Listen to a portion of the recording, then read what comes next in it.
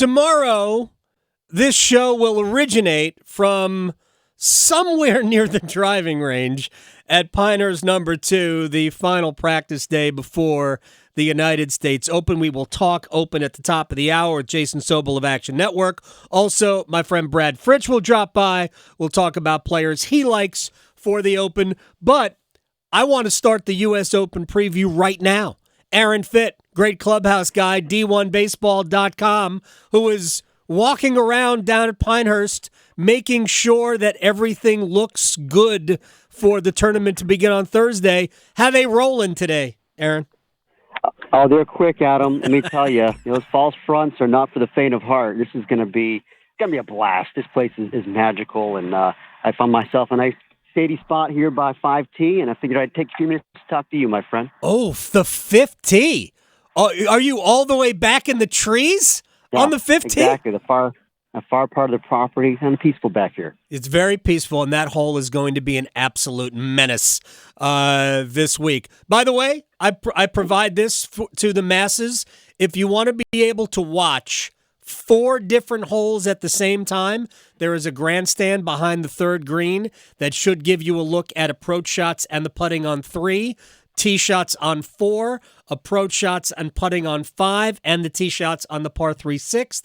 I provide that free of charge. Aaron Fitt, D1baseball.com. ACC SEC Challenge, huh? Yeah, how about that? First time in the history of this 18 format. We've had only 2 conferences represented, and it's 4-4, which I think is kind of fun. It's of course we're hearing from people on Twitter and other parts of the country who are just totally demoralized about the whole thing, and there's a lot of resentment out there toward especially the SEC, but to a lesser degree as well the ACC from people in different parts of the country, and a lot of them are going to check out. But you know what? In college baseball, there are a lot more people who really care about the ACC and the SEC, and this is kind of the way the balance of power has shifted, and it's really reflected in this field. Maybe I don't delve into the animosity about this, but what would the resentment be based on? I guess the ACC and the SEC over the course of the year, they had the most good teams, right? So they hosted a bunch of regionals, no? Correct, but I think that's kind of the crux of it. Is a lot of people think that they got too many hosts. That the system that we use, the RPI, is too heavily skewed in their favor. Okay. And they get more hosts, which makes it easier to get to Omaha, and they get more bubble teams in, like Florida, that a lot of people don't think deserve to be in the field. I don't think they deserve to be in the field either, for that matter. Okay. I mean, hey. That doesn't mean that they aren't one of the best 64 teams. Of course they are. They were preseason number 2. They're ultra talented. And if anything, I think what Florida has done in the postseason, getting to Omaha, it only underscores how dramatically they underachieved in the regular season when they finished 28 and 27. And, it's not like all those games were against SEC competition. They played 55 games and only 30 of them were against the SEC. They didn't do great in the other ones either. And yet they were, they rewarded because they played a tough schedule, even though they didn't play well against a tough schedule. And, once you're in, it's a whole new ball game. And obviously they're dangerous. They played for a national title last year. They're very, very good, and they're playing well right now.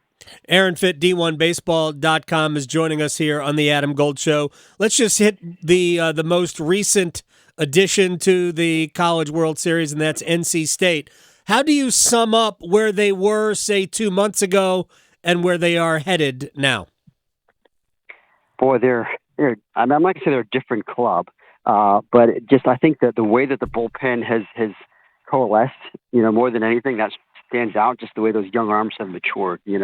Jacob Duden becoming a huge, huge, huge weapon in any kind of moment of truth situation, and you can extend him as a true freshman, a guy that's just gotten more and more confidence, and Derek Smith becoming a trustworthy guy as a sophomore, at the back end. I mean, those two things in particular just have really changed the complexion of this club, and getting healthy, getting Logan Whitaker back healthy. I think not a lot of teams have 3 starters that they feel like they can trust and get some length out of, and now NC State kind of does, and then maybe not all of them. On a given weekend, we saw Fritton have a poor outing the other day, but they've got the bullpen to back it up, and they're just really, really well balanced, complete club.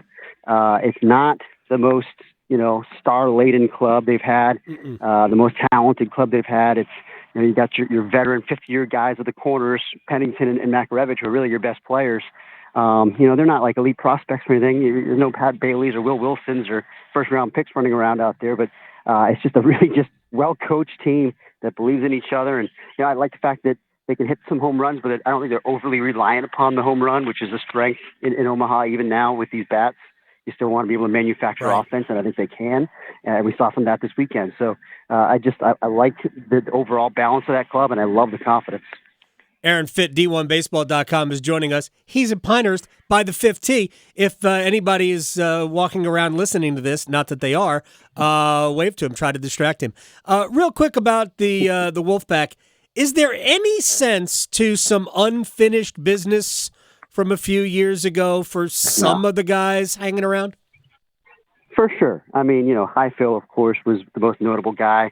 Whitaker was on that team, but did not participate, but he was around, a couple of older guys that have been through this.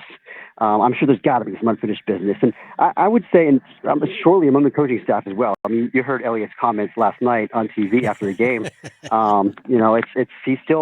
He's still kind of taking shots at the NCAA, and he said, I don't believe in revenge and retribution, but the fact that he used those two words, yes, he does, gives you a little bit of insight into his psyche on this issue. That was a devastating thing that happened, in 2021.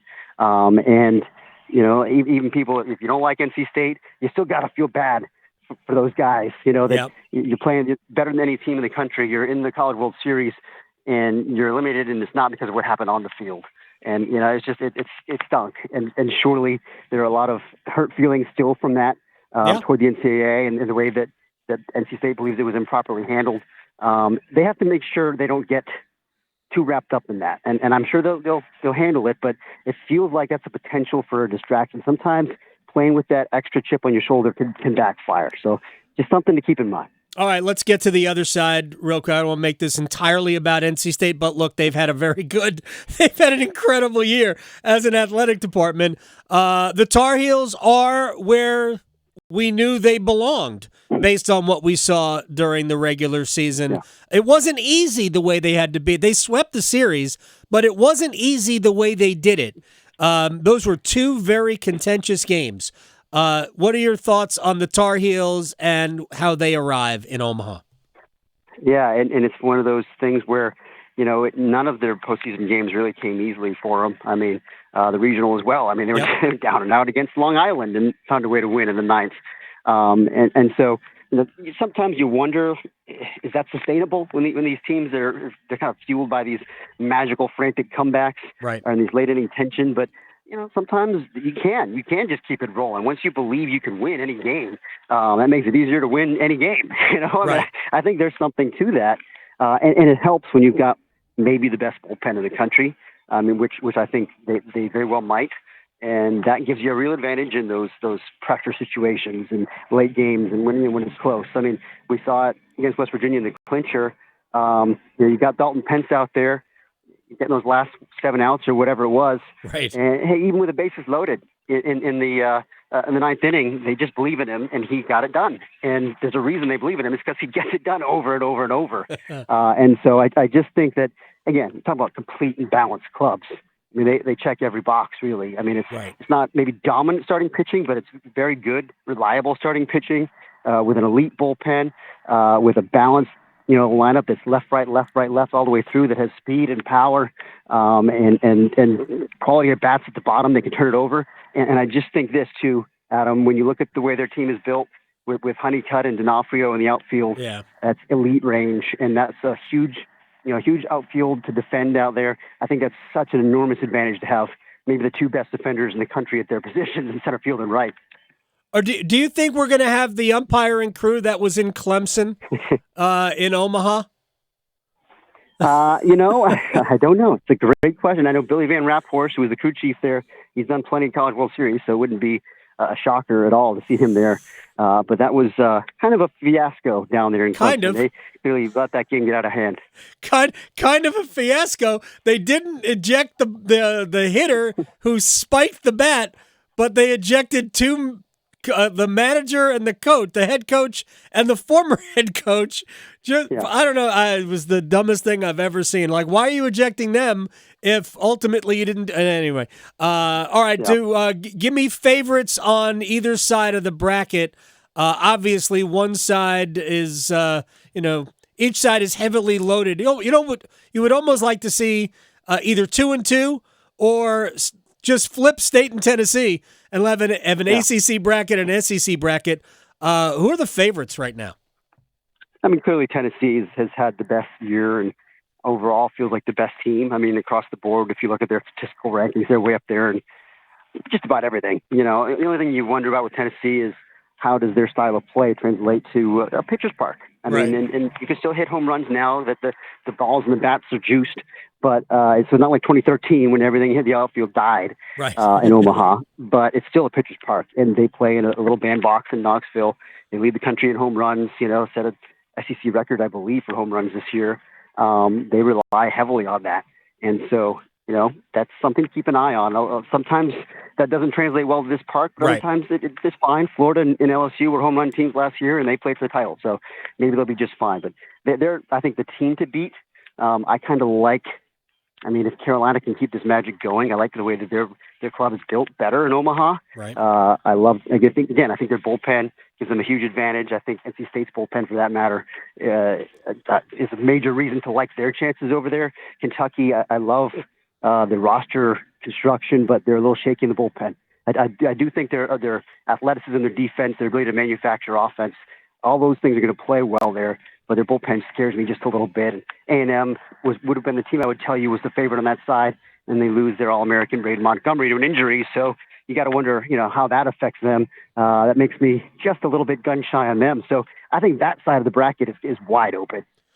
Wouldn't it be interesting if it was an NC State UNC College World Series final? It absolutely could happen. All right, Aaron Fitt, D1Baseball.com, at Aaron Fitt on Twitter. Great clubhouse guy, good friend. I appreciate your time, sir. Enjoy the practice round. I'll bug you in Omaha. It's my time to talk college baseball. I love that, Adam. Look forward to it. All right, man. Take care. Aaron Fitt here on the Adam Gold Show. That was very nice of him. He's out there roaming at Pinehurst. My son's out there, by the way. Oh, nice. I don't, I'm sure they're not going to cross paths. My son is stalking players at the driving range. Anyone in particular? He sent me a picture of he and Wyndham Clark. Oh, okay. He's already got the defending champ figured out. Hey, let me take a picture with this guy. He's really tall, isn't he? Wyndham Clark? Wyndham Clark is tall. Yes, so he stands out. I mean, he's not like 7 feet tall. Oh, okay. I think he's a little over 6 foot. I feel like everyone's taller than me. Jack wishes that he were taller. Jack has a problem because his father is not tall.